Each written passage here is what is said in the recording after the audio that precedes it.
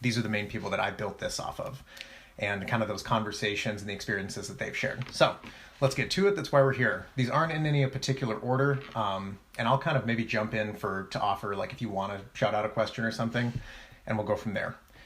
All right, so number one, the biggest thing that most people did was, you're at Gustavus, you're not in a place where you're one of 200 students. Go up to your professors, learn about them, learn about what excites them and how you can do well in their class.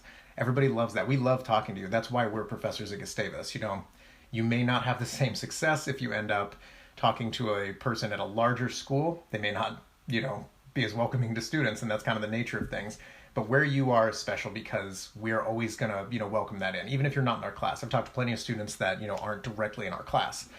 And so make sure that you can build those relationships, because you can gain a ton of insights just from your professors and their experiences, and kind of just how to succeed in these situations. So as we'll get into, studying and the amount of material that you'll see in a med school or a healthcare background is going to be massive. So the main thing, and this goes into insight number 2, utilize your professors, not just for the content that they're teaching you. Ask us how we teach. Learn how, the science and the cognitive science and the strategies that we follow, because you can apply those to any class then. So I try to share that sometimes with my students. I think we did a little bit of sharing in Bio 101, but basically learn how to learn. That's the transferable skill that you can build at any time at a place like Gustavus. All of us, it's a very unique thing to learn how to, it's a very unique thing to take a class after you know how classes are actually designed. That's going to help you in any med school setting, because you're going to have to encounter a lot of different professors and a lot of different classes. So using us as a resource, find out about each of our teaching styles, find out about what works and how we structure things. And I guarantee you it changes the way that you ever enter another class. You'll have a leg up when you realize the techniques and the teaching, strategies that people are following after you learn that. And you can learn that very good from professors that are dedicated to teaching at a place like Gustavus, like I said. So if you have professors that you enjoy, that you've had or you will have in the next 2 to 3 years, go up and have that conversation. How do you structure this class? Why is this content important? Why do you approach it like this? And that will kind of break down that outline that as a student, it works, but it works a lot better if you know the actual structure. Okay, 3, this is probably the biggest one that if I would advise you to do, and this is again where you can have a lot of people help you, professors included, build a study system. Build something that works. Maybe it's not going to be the same exact plan for every class, because content's going to be a lot different between a political science class and, let's say, 201, for example. Every professor is going to be different too. But build some kind of strategy that you use, that you rely on, that works to study. Okay. The biggest way that you can do this is not only speak with your professors and find out, get tips from them, because they've obviously been through this, but do remember that it's going to be different for everybody. And a lot of your professors, some of them probably breezed through undergrad. I didn't, so I have study strategies if you want.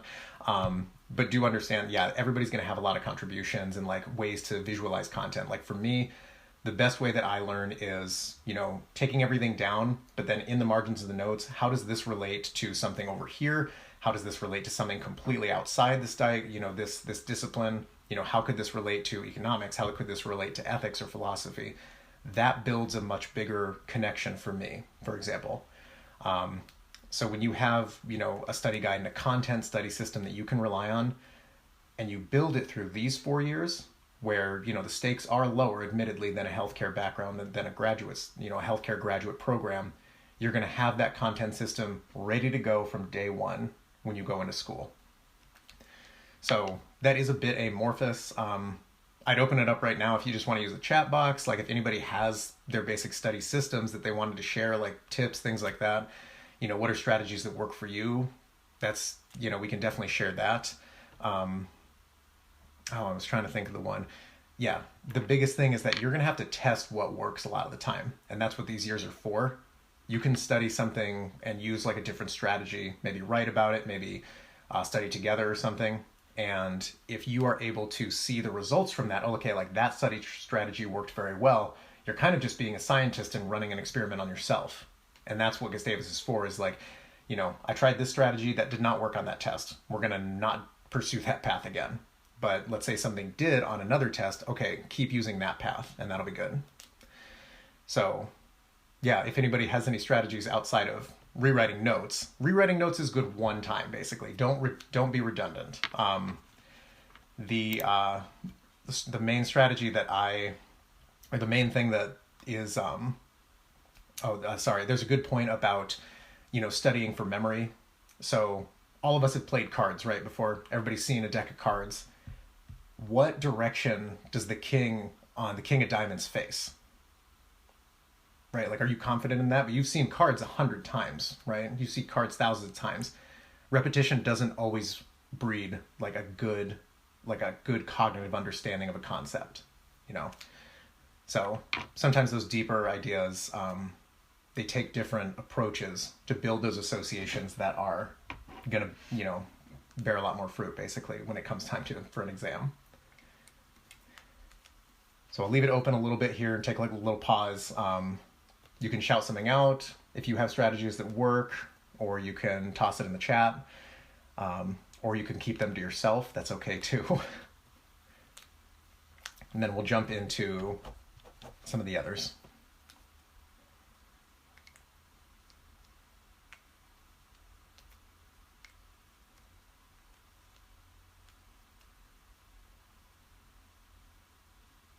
Okay. Oh, yeah.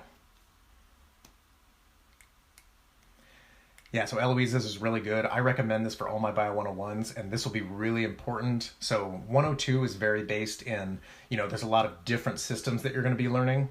That's good to compare, contrast across.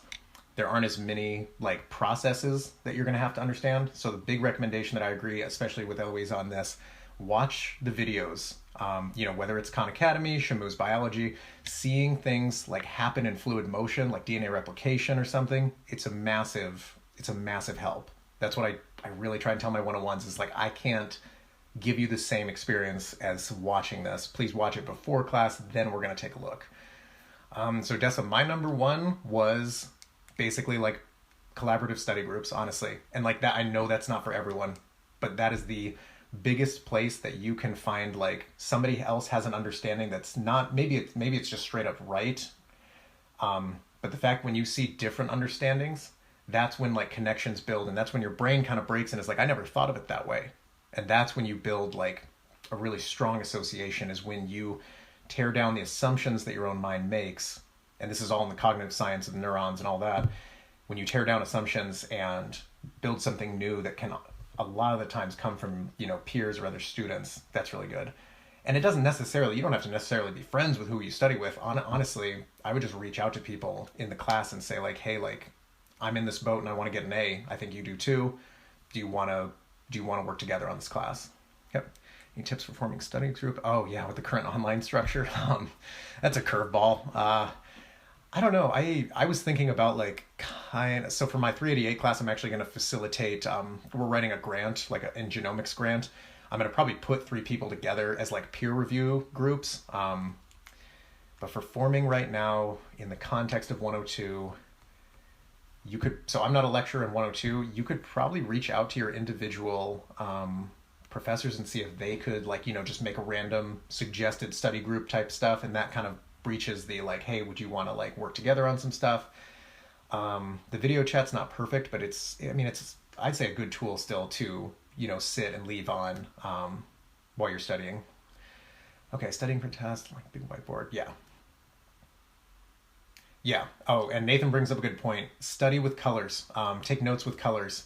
And, one round can be black. The next one could be red, for example, because when you use color, you can highlight things. You can see where you filled holes in understanding, in real time. And using the big whiteboards, that was actually one of my favorite things to do at Carleton. So that's a really good idea too. And especially when you're in that group and you can have everything set up. So that's why I really hope everybody comes back in the fall and this isn't a disaster by then still. So yeah, when you're with a group, you're also going to feel, this is the other big thing about groups, is when you put something out there, it's always a risk to say hey, the answer is this, or this idea is like this, right? And so you're more invested in that idea. You're more invested that you are confident in your answer then, because defending answers and knowledge is definitely the best way to learn. And the other good thing is that when people confirm your thoughts and your defenses and your ideas as like, hey, that's great, that's when you can like really nail something, because it's like, okay, we're good. File that away. We're done. We can move on to the next thing. And that confidence of studying with a group and having that validation where it's like, okay, I'm on track. That's perfect. And that's like where a lot of that confidence. Otherwise, like, and I had this when I was a freshman, you're studying. I would study at the same table on the like quiet floor in the Carleton Nerd Library, and I would just be like, well, I think this is right. I don't know. And I would just keep going. And that, I paid a price for that. So that's why I definitely encourage a lot of group work, is that I didn't reach out until I was probably a sophomore or late freshman, and I wish I had done it way sooner. And just get the awkwardness out of the way. Just be like, hey, like, just offer it up to, people that you sat next to, anything. But like you said, Madison, it's way harder now with the format that we're in.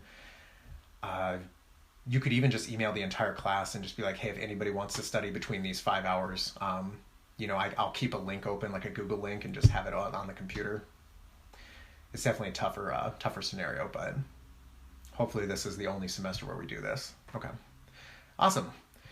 So let's get to number 4. This is the fun part. You will study between 12 and 14 hours a day in a graduate healthcare system. Okay. That is with your 4 to 5 classes. I think it's usually 4 a semester, say, okay? But you're learning a ton. A lot of these are 5-week or 10-week classes in a 15-week semester. They're cramming in. So what I usually share with my 101s, so Nathan and a couple others, they'll know this. The graduate expectation is that per class, you're spending about 8 to 10 hours studying per week. Sounds like a lot. It is a lot. That number is going to change for a lot of people. That number is usually going to go up on average during an exam week. Now, that's okay. And again, this is where studying as a group helps, and having a group schedule helps, is because your day is set up. And that's probably one of the toughest things about health graduate schools is like and this is the biggest advice that all of them give, especially the nursing students and the PA students that I know, you will be studying or it's not going to work out. It's that much material. Okay, so consider a Gustavus class, 15 weeks, take Bio 101 and put it into 5 weeks. And that's kind of what you're looking at as far as the level of intensity of material. And then you probably have 3 other classes like that. Now, remember, this will be inherently really interesting stuff. This is going to be like pathology, gross anatomy. I can't remember what the class is called, but it was my favorite class that my med friends would always talk about. It was like the random medical issues class, like where you handle like snake bites and I don't know, like other like weird stuff like that you would have to learn how to treat. They hated it, but I thought that was such a cool class. So the studying, I mean, this is tough. And so the free time exists for sure. I played broomball intramurally with most of my med school friends. Like they had that time, but the minute after like the 5 p.m. broomball game, they're like, oh yeah, we're going back, we're studying. So it's very important to use that free time to make sure that mentally you're feeling like good and you're healthy. It's very important to sleep though too. And that's where this, the math gets pretty tough. Sleep is a key thing. We'll get to one other point where we talk about, depression, things like that in the medical community. Sleep is one of the few things that's all but confirmed that helps you feel better. It's like I said, like you're all in college, you understand. It's not the perfect thing that you want to spend your time on. But just understand, with the studying, you need to have those hours studying. That's where the group comes in, that it's helpful. But you do have to also make sure that there's time and there's breaks in between where you can kind of revitalize yourself. So this is kind of the point where I'll kind of talk about just the idea of grit. You have to keep going. You can't quit, basically. That's what separates people in these health graduate programs, is that some people basically just can't take the amount that keeps coming. And that's the thing. The quote that one of my friends gave me was, imagine standing under a waterfall and you have to like stand up while it's like pouring down, like all this stuff, because it keeps coming. You have to last through that. And that's the toughest thing. And then basically what med school does is basically, it's not that it's shooing you out because you're not smart enough. It's just the fact that a lot of the times people just can't put that time in. And so if you can put that time in, that's what Gustavus prepares you for by being tougher, is that you'll be ready for that and you'll be okay. Okay.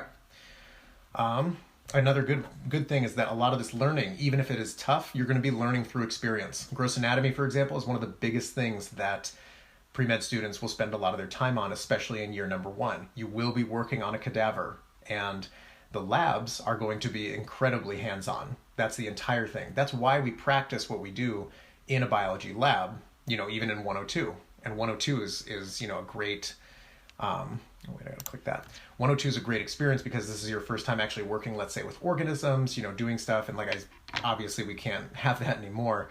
But that's the point of labs. And remember that, as bio students, you get like 3 extra hours of instruction for free. Use those. Get to know your lab professors the best, because that's when we're at our most free usually. And we're the most, I don't know, quote unquote fun.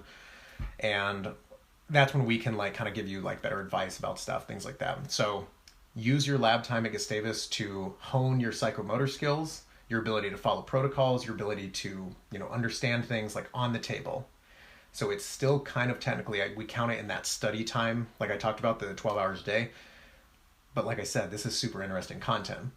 Would you rather, for example, so a big thing with gross anatomy is that you will have a task given to you by your resident physician, by your physician, clinician, whoever.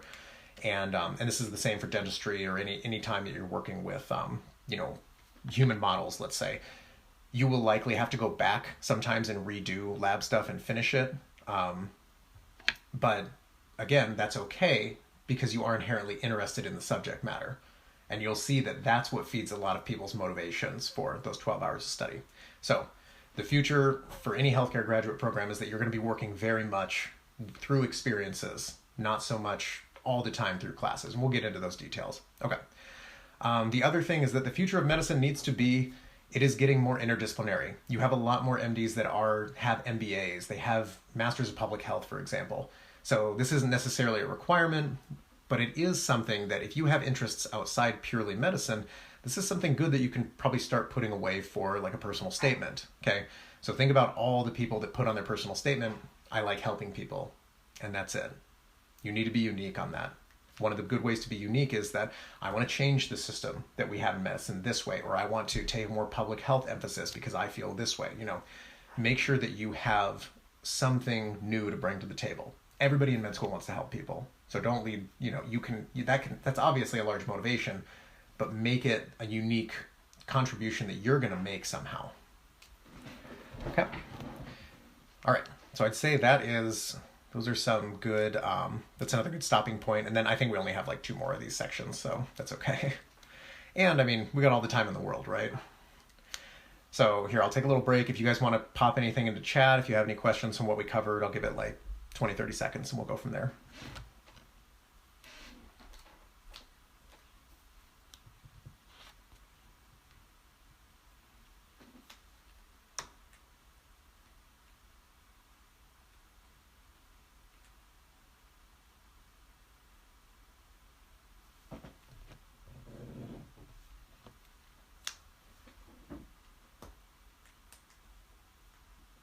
Okay. All right. 7 through 10 is some of the hard stuff about a choice to take not only the 4 years that you would commit to pure school, but the career itself. And this is where, my colleagues' insights and what I learned from them and what I saw and what I see from senior, physicians really comes into play. Okay, the biggest thing that you need to deal with, and again, like I said, I deal with a lot of oncologists. You're going to deal with a lot of death. You're going to deal with a lot of failure, and overcoming that is massive. That's hard. That's one of the hardest things anybody can do, is overcome failure. That's why I say a lot of the time, it's really good now to have these experiences. I don't like it happening in class. If you fail a test, you have to get up, pull yourself back up, and get back studying for the next one. Because you're going to have an experience someday where you'll lose patience, depending on how what you specialize in. Hopefully, if you're in pre-dentistry, you're not losing any patience. But that's the fear as everybody goes into a dentist. Everybody's like, oh my God. But in the case of healthcare, you need to be very ready for what could happen. I think there was a very good scene in the show ER. It's really old, but it's Michael Crichton, and it started the whole genre. One of the med students that's in the rotation, he loses a patient in the emergency room, and he's so broken up about it, but the head chief like just grabs him and is like, it doesn't matter, there's more people coming in, get up right now and go. And you have to be mentally prepared to get up, not give up, even when you fail. And that's why having things outside of school, I think, is very valuable, because you can learn how to fail and get back up from it. Okay, if you lose something or you screw something up in one of your extracurriculars, it's not a life and death thing. In medicine, in a lot of cases, you may find yourself in those scenarios, and you have to allow yourself to understand that you might fail in those cases someday. This is where the importance of having a good background, as much as you want to, in the humanities is very important, I think. Mayo has an entire program dedicated to medical humanities so that doctors can explore purpose and meaning and make sure that they are, healthy, thinkers, basically, past just pathology and the material that they think that they cover and they go through, because you need to find that purpose and stick with it a lot of the time, because you're going to encounter scenarios that are very, very difficult.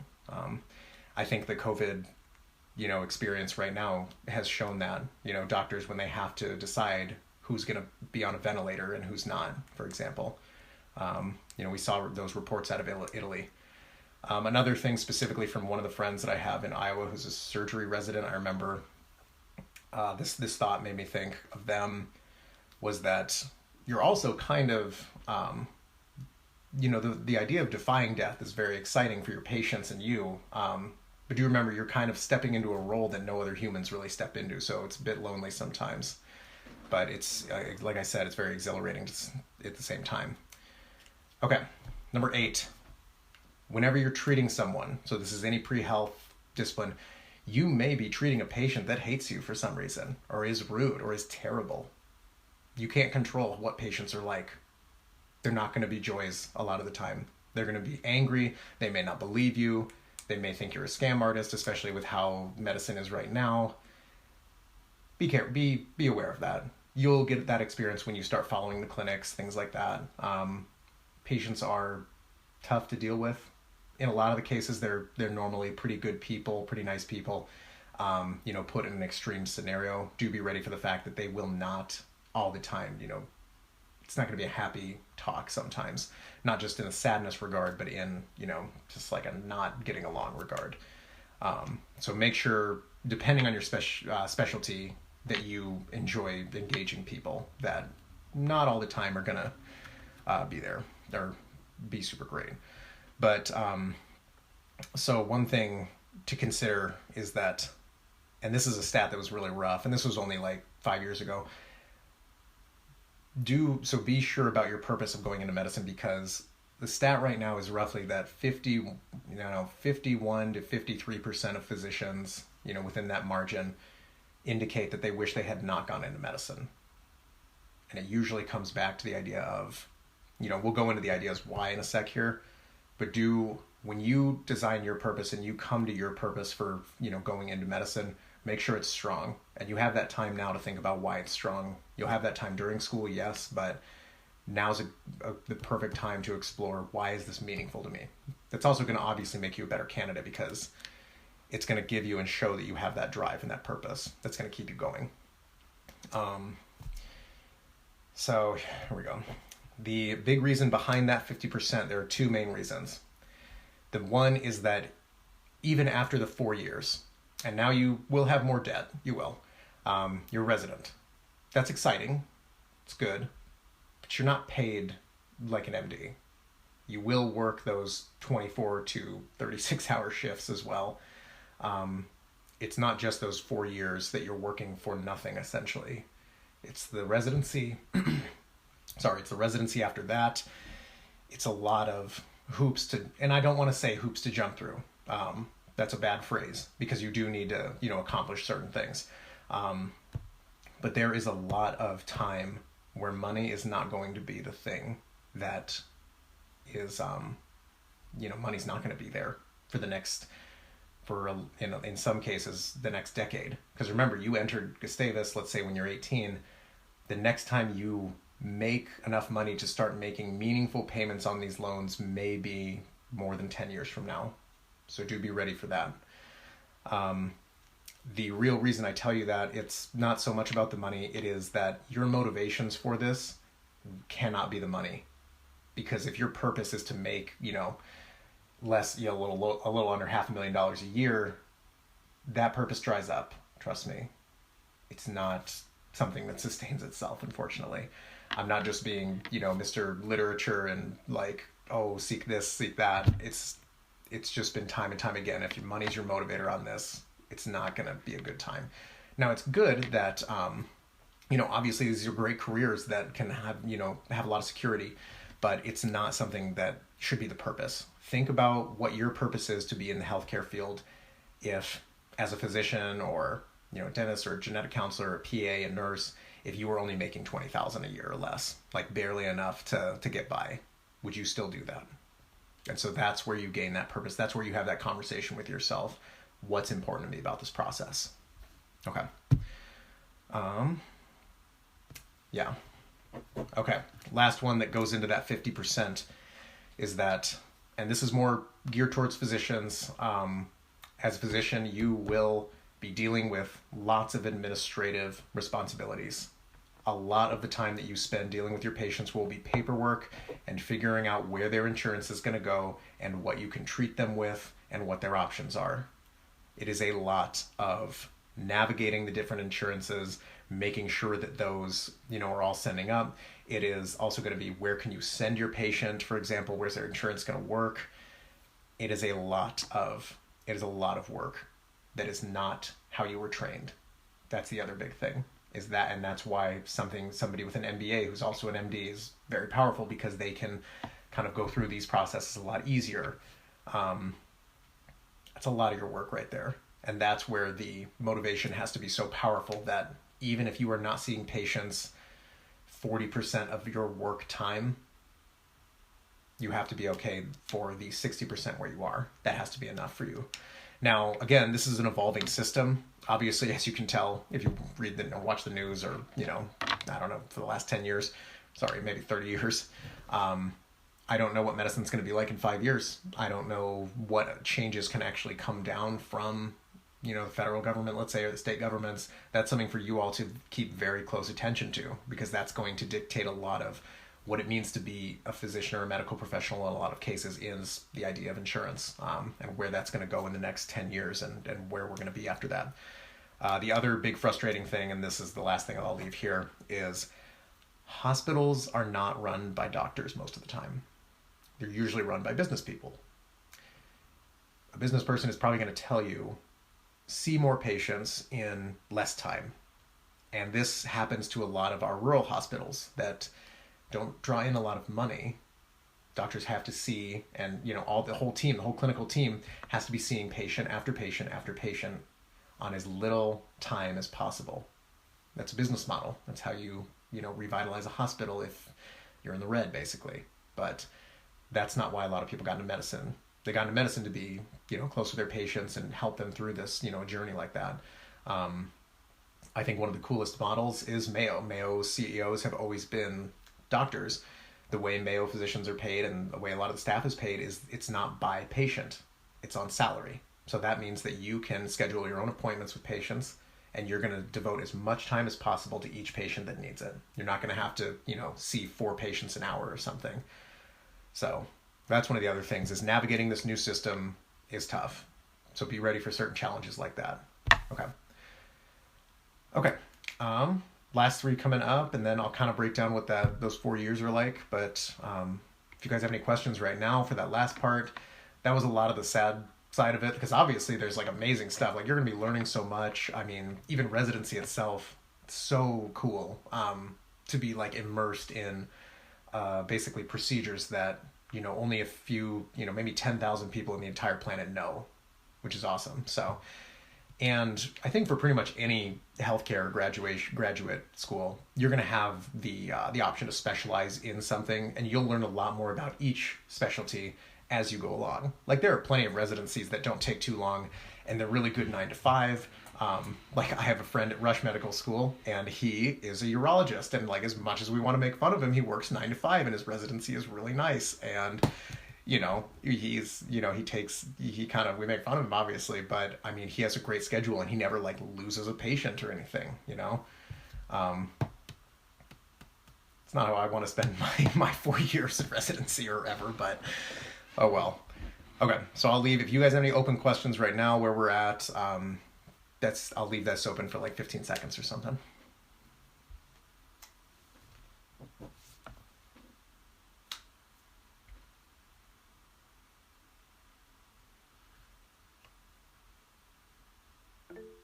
Yep.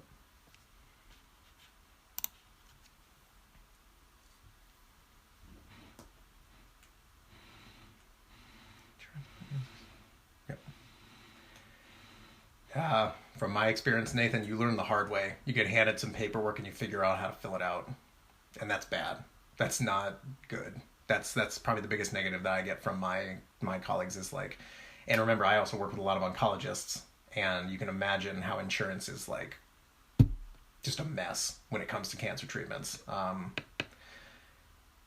I do believe there's more support now at a lot of the medical schools. I think a lot of it's optional. So when you have that ability, go out and seek those opportunities they may seem like the worst seminar on the planet. Come in and look how to administer a patient and like understand insurance. In your days, like I talked about, when you're studying 12 hours a day, you maybe have like 3 hours that you can donate to other things. It seems tough, but that would be something I would focus on, just to be sure that you're ready for that the minute you jump in, you'll probably have a resident, teach you how to do it the first time. They'll watch you do it the next time, filling out these work, and then you go and you do it. Financial class. This is tough, but I think a lot of med schools, and I think maybe Gustavus, look into anything that has like an MBA component to it, because as bad as that sounds, understanding how businesses work is going to help you understand how hospitals work. In a lot of ways that we run a lot of the hospitals that we have now. But as far as class selection, that's actually a really good question, Dessa. And I know, sorry, Eloisa, I know I see your question too. So we'll get to your question, Eloisa. People do fail tests in medical school. It's kind of the thing. It's kind of like engineering school. You're going to get a 65 on a test eventually. The grades matter. I think you do have to exist above like a 2.0 at least. You don't necessarily fail ever, but that GPA is going to factor in where you get sent to residency and how you appear to residency programs. So you may graduate with a C average or something, and I'm not saying anybody will, obviously, but if you do, they'll see that and they'll be like, okay, like, did you figure it out though, or did you do really well with your resident or with your 3rd and 4th year clinical rotations? So we'll get into what year 2 is. Year 2 is when you take an exam called the boards exam, part 1. That is the big, massive test of basically everything in science, essentially. Physiology, organisms, evolution, ecology, cells, whole things on the table. And the test, how you do on the boards, and boards part 2 and 3 also, those are factored in for how well you do in your classes, basically because did you learn from your classes? So I would say boards are equally as important as the GPA, because the graduation will happen, but it's the matching towards a resident program that's what counts. So that's what's more important, basically, because you can graduate med school and be a doctor, but if you don't match to a residency, that's the key. There used to be a joke called, what do you call the last person who graduates med school? It's called doctor. It's like, yeah, but if it's not going anywhere, what's the use, Yeah. And Carly's point will factor into number 13 on my list here, the competition side of it, which we are working to eliminate a lot better, at least UNMC was. So Dessa, for a financial class, I'm trying to think of probably business administration. That would be the one that I would target. I don't know if Gustavus has something specific like that, but you could probably look into MSU.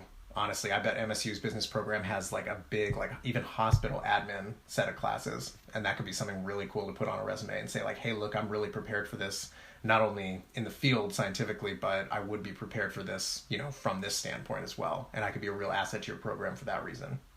So that's a very, very good point to go through. Yeah, so Carly's point is really good. So I can, actually, we'll just start with that one right now. A lot of med schools will do class rank as that's how the class is like determined, and that's how you look to future residencies, is where was your class rank, not necessarily your GPA, because everybody's GPA in med school is it's going to be different depending on med schools. The class rank, though, that's normalized. You're like, 99 out of 100, even if you have a 3.5 GPA, that's not very good then, right? So class rank is important, and this is where the competitive side of things gets tough, is like, you do want to be studying with people, but then it kind of is like, do I want them to be doing better than me? The long answer is the long term, you're going to learn a lot more and be better prepared someday when you get out of this if you study with people. And mathematically, you're not going to lose or gain ground by, based on your colleagues studying with you. It's going to be a net positive no matter what.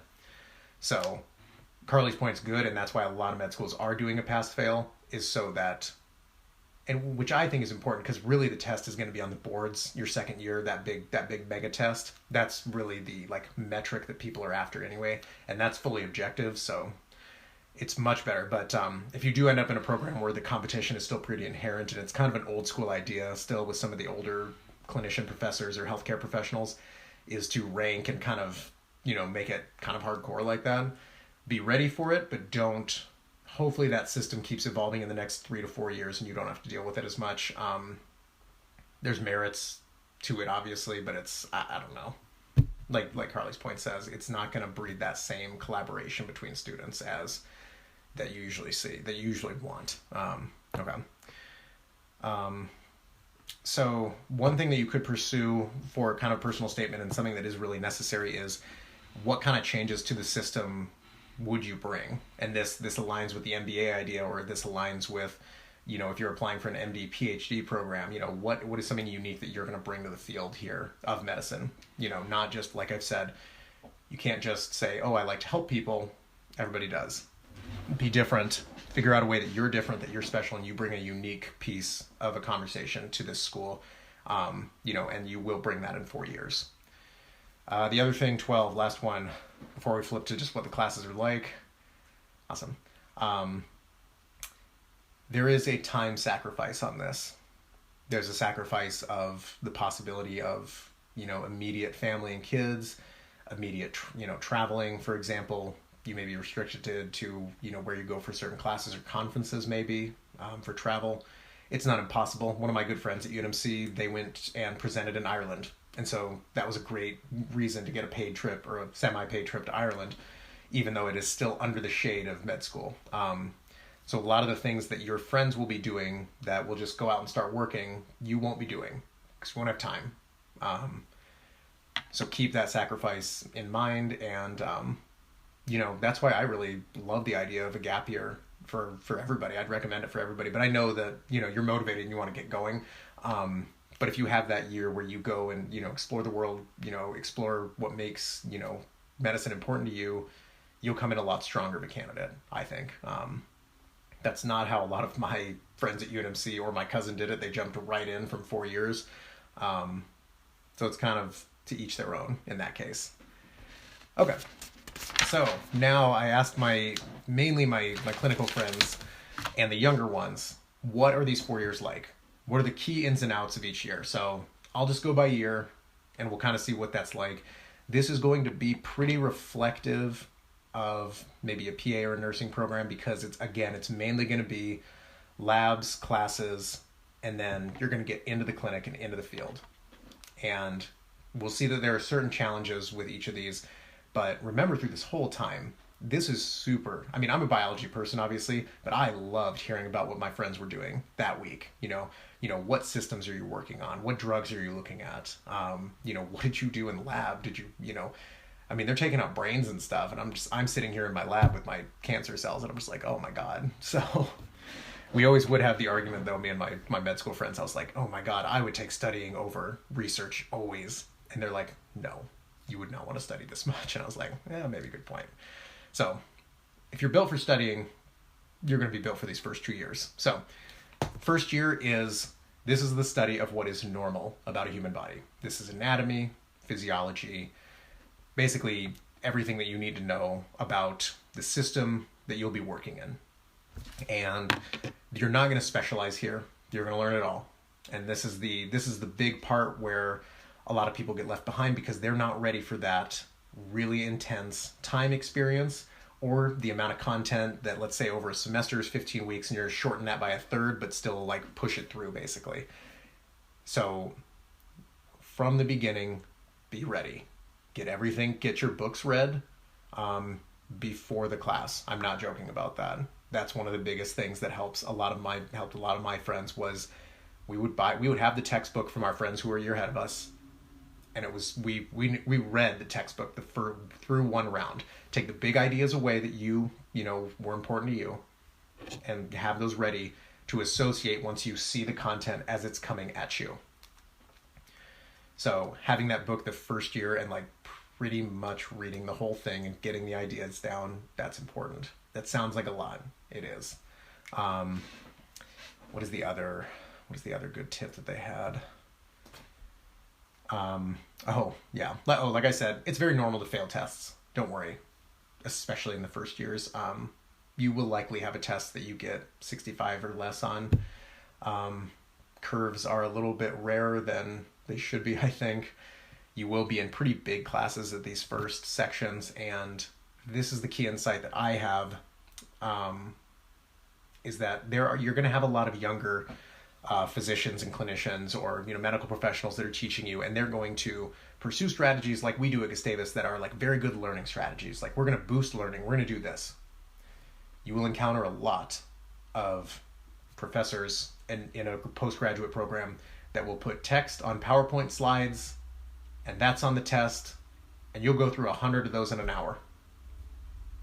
And that's it. Okay. So be ready for that. That's a big transition from Gustavus, where we're putting out as many resources. We're trained teachers at a teaching hospital. Sometimes you'll have somebody teaching a class that doesn't necessarily want to teach the class, and they're going to put out a bunch of slides. So be ready for that style of learning. I'm trying to think of a way to prepare you. You're going to have to kind of build the material based on what is given in lecture to your own liking. That's again where the group stuff can be good. That's again where, like, I know that my friends do Google Docs of massive study guides that while they can look at the PowerPoints, they're building the Google Doc alongside of it with pictures, with their own insights, all written when they're making comments in their own color so they can see who's making comments and like who's making contributions. Because if you can collectively attack this as a group, you're going to do so much better. It's like having 5 brains, basically. It's so much easier. And it's good too, because you're actually still learning it. Like, even if something is so tough and somebody just tells you, the answer or the concept, it is better than you struggling and not feeling confident about it when you're thinking about it. That's just how it goes. So again, these groups, very good in that first year. There's a ton of stuff. This is the quote from my friend. Yeah, this is basically like your head is under a waterfall. It's not going to stop. That's the key, is you will not be able to stop. The minute you are done with the test in one class, you have one day to celebrate that, and you get going again. That's about it. So in a lot of cases, and what we're trying to prepare you at Gustavus is to basically be just like black belts the minute you show up at a med school, and you're ready for never being not busy. And Gustavus is good because you have a lot of time to pursue all kinds of other things, and I am a big proponent of that. Carleton didn't really give you that option. It was kind of like, study or die, basically. It's not the philosophy I would pursue, but train yourself, and this is good by having extracurriculars, is so that you understand what that amount of time is always going to be pressured on. That's what it's like. That's what we're training you at Gustavus to do, is to understand that there are going to be periods where it doesn't stop all semester. And sometimes that's tougher in undergrad because it's not necessarily something that you're as motivated to study each time. In medicine, like I've said, you're going to be way motivated because this is really cool stuff. But it is going to be it's going to be so much stuff. But that's a good thing. And we want you to be well trained and understand everything. So that's good. Okay. That's your first year. The point of the first year is to understand what is normal in the human body. The point of the second year is to understand when things go wrong. This is pathology, pathophysiology, the study of disease, and what drugs treat what diseases. This is where the content gets very simple as far as the structure of what you need to know. But you need to know every single disease that exists. You need to know what causes it. You need to know what symptoms. You need to know what treats it. You need to know its history a little bit. You need to know what are future treatments being designed, right? That's where it gets tough, is the second year. And the preparation all goes in to build on what you did in the first year, which was, here's the normal human body. Second year is all about, here are the things where it goes wrong. So it's a very, it's a very elegant move. It's very awesome, and it trains doctors very well. But it is also, it's very tough because you're not only learning new stuff, but you are learning it in the system that you learned last year. So that means that, remember, those 5 weeks where you learned something really specific, you can't just forget it. That's the other thing, is that learn this stuff as deeply as you can. And you can start that now. You really can. I've encouraged people before to go down rabbit holes of, great Khan Academy physiology videos to get that intro inside for that first year, for example. Find interesting books that maybe are sciencey, but they're not they're not pure textbooks, and that can drive your interest on something. And that you can build an importance association to that material later when the textbook does come and find you. And that's the importance with that second year, is that, that's the importance of the first year, is make sure you learn the stuff first year. Don't just test on it and forget it. You're going to need it again. So I'm just telling you that. That's the one thing that my friends would always say, that's tough. It's like, I forgot this from last year. That's why today is tough. That's why this week's test is awful. It's because I don't remember this from pharmacology, for example. Okay. Again, though, this is the second year gets even better as far as the content, because now you're learning everything about medicine all at once. It's awesome. And this is going to apply in the same way at any graduate program that's healthcare based. So this is dentistry, PA, nursing, again, GC. This is where you're really learning the awesome ins and outs of what it takes to be a doctor. And the best parts is, in this case, or what it takes to be a medical professional, sorry. What's great in this case is that this is the all prep round. This is where you learn to be everything. This is where, you learn to save someone on a plane, for example. So it's awesome. The other cool thing with second year, and this was the most fun for me, experiencing this with students, is you make amazing friendships in med school. Think about it. This is a bad comparison, but this is how they always called it for me. It's kind of because you have lockers and there's a library. It's kind of like high school. If you if everyone that you went to high school with had everything in common with you, you all have the same ideas and goals, and you have so much in common. You're all in the same boat. You're all studying your asses off, basically. The friendships that you make in a med school are so unique and powerful. And that's why I was so lucky that I got to know so many of these people, and we've been to weddings and stuff, and it's awesome because you're so immersed together in this really tough situation that you emerge, so much more powerful together from it. And that's probably one of the coolest things about second year, is you're kind of on top of your stuff when it comes to studying by then, and you can really enjoy the good parts with your friends. Okay. Big thing about second year, though, the boards exam. If I were you, and if you want to get ahead, I would go find a boards exam test book right now, or just, download a PDF literally today and look at it and see what's going to be expected, right? Because it's not only going to add meaning to the material that you're going to see, it adds a lot of meaning to the stuff that we teach you in Bio 101 and 102 and 201. All of it's in there again. Okay. So there are versions of the boards for dentistry, nursing, and PA and the other disciplines, because, it's basically a big objective style measure, and the others do the same kind of thing. But to use boards as the example, the boards are a massive objective measurement of your preparedness to handle all this content. Can we trust that you deeply learned this? Because this is from 2 years of tons of stuff. I think there was a comic in one of the med school offices that I would always go by. And it was the brain has 1 trillion neurons, or 1 trillion connections. And there's 1,000,001 things you need to know for the boards. So it's kind of a sink or swim thing. You start preparing for this test probably your first year, inherently, not only by learning what you're learning in class, but just by making sure that you're deeply learning that stuff. The biggest thing, the comparison that I want to make here is that, so the way that law school works is you have to work in a gray area, and you have to find the most correct answer among 5 correct answers, but one's the best.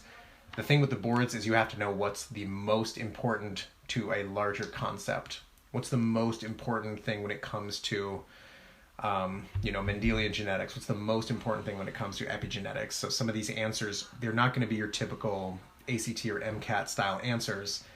It is a level kind of above that, where the answers are going to be a lot more detailed that you're going to have to put forward. So boards part 1 is hardest because that is your big overview of all material, basically. Boards 2 and 3, I can't actually remember, but that gets more into the specific medical school stuff that you actually learned the last year. So this is I know that USMLE is first aid. I'm gonna Google it right now. USMLE boards. Okay. Medical licensing exam, step 1, step 2. Okay. Yeah, clinical skills is step 2. I think there's a step 3 that certain specialties want. Okay.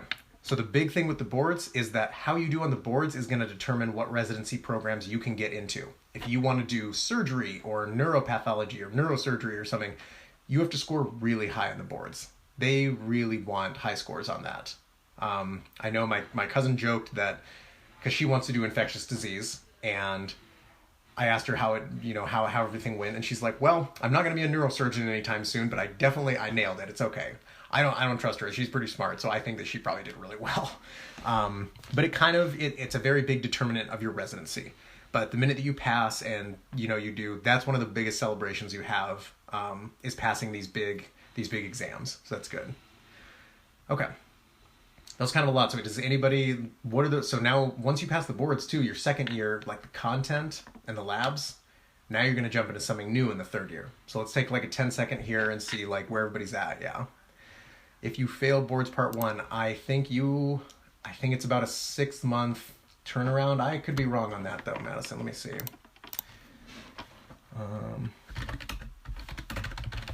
If you fail your boards, I think you don't renew in school. Let's see. If you fail the board.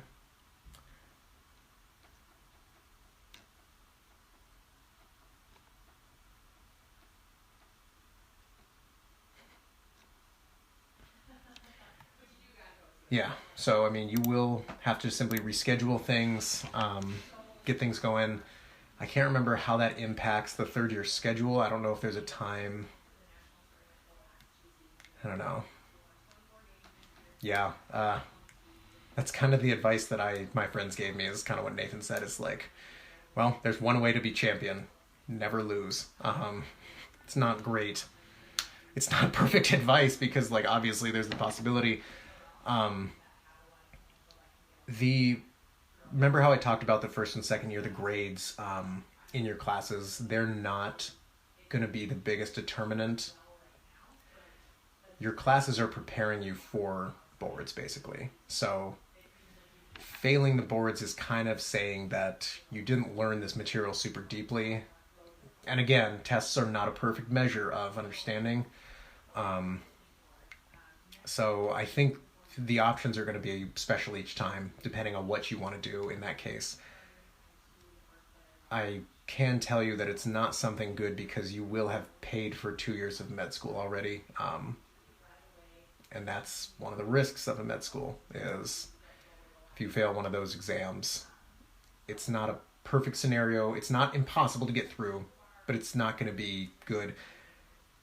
I do know one person that failed their boards out of our group that we hung out with, and after that, I think what they did was this was actually a smart decision by them. They actually did a master's for 2 years and then came back and did their boards.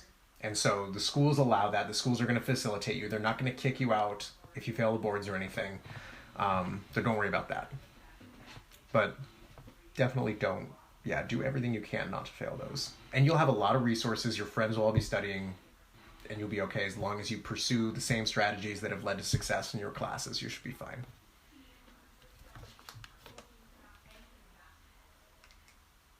Awesome. Okay. So, third and fourth year. This will be good.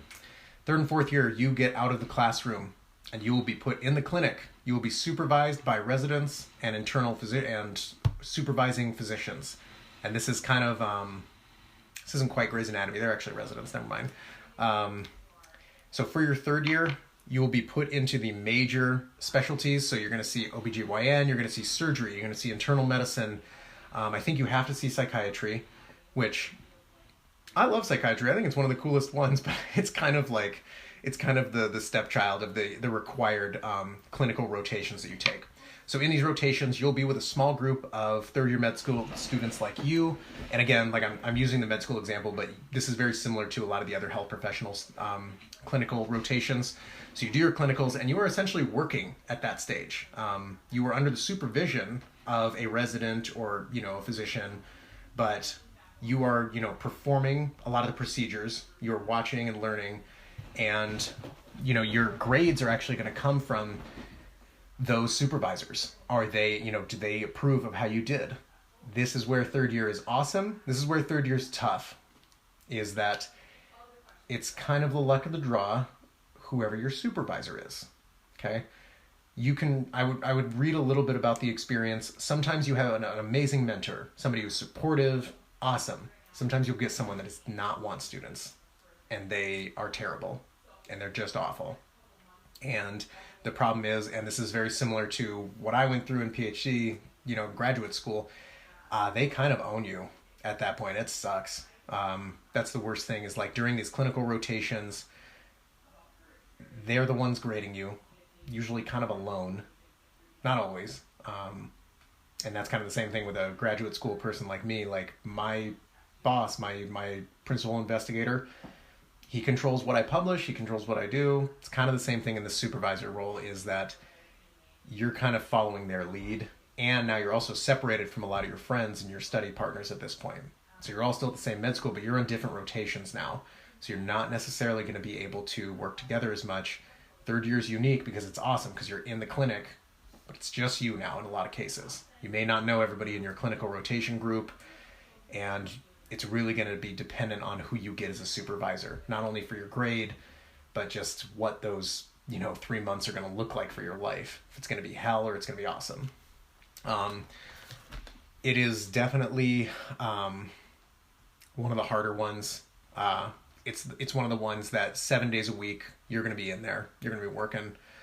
So again, by this stage, you've passed the boards and everything. You better be super motivated as far as why you're doing this, because this is going to be the point where your friends are off in careers making money and stuff. And like, if you're not enjoying medicine at this point, like, do think about that before you get into it. Is make sure that you have that commitment. But if you love medicine, this is going to be the best year ever, because you're actually treating patients at this point. So it's awesome. The last point I have here is for my friends. This is when you start really having that choice about kids and family, is what specialty am I going to pursue as a resident too? Because the residencies depend on how much years you are a resident and before you're an attending. So an attending is a graduated resident. That's totally past med school. But this is the beginning of that, because you eventually have to choose a specialty. Internal medicine's great because that means you're like a general physician and you can do anything. I actually think that would be something fun that I would have done if I was in this position, because I just like everything kind of. And the other tough part is if you end up in a role that you don't, one of the clinic rotations that you're not really big on, you're not quite at the fourth year yet, so you can't really see the end of the tunnel yet, and that makes it tough. So third year is a very mixed bag, because you are finally in the clinic and you're making an impact, but kind of the scenario and the environment's going to change. But as long as you're happy with what you're doing, you'll make it. So that'll be good. Yeah, and you don't just have to do the 5 recommended specialties. They're not recommended. So everybody does the same 5 clinical specialties. I can't remember what the 5th one is. I'm losing track. But you can go into really unique stuff. You can go and have a hematology one. You can have an oncology one. You can do infectious disease rotations. I would Google the programs that you're interested in right now and see what their major rotations are and what departments are they best known for, because that can determine what you're what you're thinking. I want you to be an open mind when it comes to what specialty you want to do, but having that in mind even before the first year, or even getting an idea now, that's going to look like you're really prepared and good when you make these personal statements to get into med school. So having that idea now is good. It's not necessary, but it's good to have that in your head. Like I said, then you can also specialize in all kinds of different stuff. there's really specific specialties too, like my friend who does urology. You can do dermatology. You can do all kinds of stuff. Like I know that the chancellor at UNMC, where I was from, he was a pediatric cardiosurgeon. So he did surgery on babies that weren't born yet. So super special, super crazy and cool. Actually, I think cardiology might be the fifth one that you do no matter what, but not baby cardiology like that. That's just super cool and like really